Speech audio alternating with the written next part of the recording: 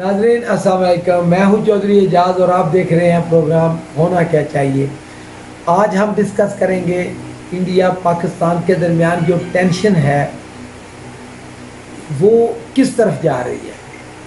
नाज़रीन, शायद पाकिस्तानी दुनिया की वाहिद कौम है कि इंडिया चाहे कुछ भी कर ले, पाकिस्तानी अंडर प्रेशर नहीं आते। अब देखें, इंडिया को राफेल तैयारे क्या मिले हैं कि इंडिया के मीडिया ने आसमान सर पे उठाया हुआ है। और आपको बड़ा उसका मोदी का बड़ी मशहूर वो शेखी आपको याद होगी कि जब 2019 में आपको पता है कि पाकिस्तान एयरफोर्स ने कमाल हुनरमंदी से, बहादुरी से इंडिया के 2 तैयारे गिराए और पूरी दुनिया को हैरान कर दिया। अमेरिका समेत, इसराइल समेत जो असल मरबी हैं इंडिया के, सब हैरान और परेशान थे। तो मोदी ने क्या कहा? मोदी ने कहा अगर हमारे पास राफेल होते तो और नतीजा होता जंग का। दुनिया की सबसे बड़ी जमहूरियत, इतना बड़ा मुल्क, तो वज़ीर आज़म को ऐसी बात वैसे कहते हुए भी शर्म आनी चाहिए, लेकिन आपको पता है मोदी जिस तरह का वो बंदा है। अब नाज़रीन, अगर आप हालात को इंडिया और पाकिस्तान के दरमियान हालात किस तरफ जा रहे हैं, तो मुझे बार बार नेहरू की किताब तारीख़ आलम पे एक नज़र, बड़ी मशहूर किताब है नेहरू की। उसने उस किताब में अपनी बेटी इंदिरा, जो गालिबन उस वक्त छोटी थी, उसको एक ख़त लिखा। उसने ख़त में लिखा कि अगर कोई आपसे पूछे कि हम हिंदुस्तानियों ने कोई ऐसा कारनामा अंजाम दिया है कि जिस पे हम फ़ख्र कर सकें, तो वो ये है कि हमने दुनिया को शतरंज का खेल दिया है, हमने दुनिया को शतरंज सिखाई है। नाज़रीन, बड़ी दिलचस्प सूरत हाल है। और जैसे शतरंज की चालें होती हैं ना, बिल्कुल इसी तरह इंडिया और पाकिस्तान के दरमियान ये शतरंज का खेल अरूज के ऊपर है। आपको वैसे पता होगा कि शतरंज को जर्नल्स का खेल भी कहते हैं। अब राफेल तैयारे जो इंडिया ने राफेल तैयारे के बारे में ये है कि इस वक्त गालिबन दुनिया का सबसे महंगा तैयारा है। पाकिस्तानी करेंसी में तकरीबन 45 अरब रुपये उसकी कीमत है एक तैयारे की। तो टोटल वो कोई 36 तैयारे इंडिया खरीद रहा है, गालिबन 10 उसको मिल चुके हैं।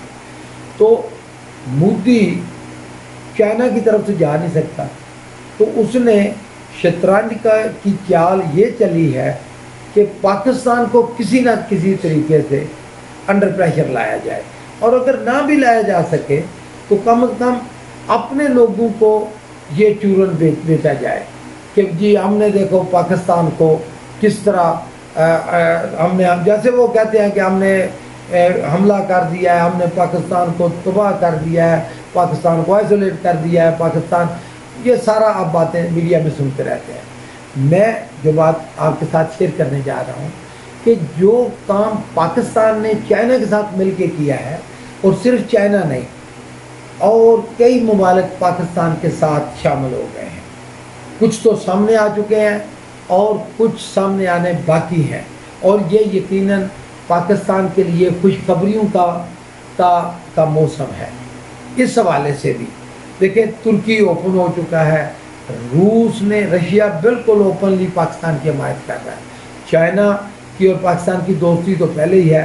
अब दूसरी तरफ इस खेल में एक इंडिया है, अमेरिका है, इसराइल है और फ्रांस उसका साथी बना है। अब शतरंज के इस खेल में पाकिस्तान ने जो अपने एयरबेस को हाई अलर्ट कर किया है, तो गेम का पासा पलटता नज़र आ रहा है।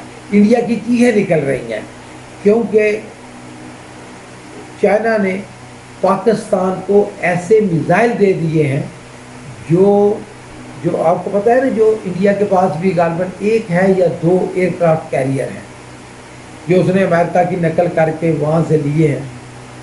تو وہ کہتا ہے کہ ہم رافیل طیارے ان کے اوپر بھی وہ ٹرائی کرنے جا رہے ہیں.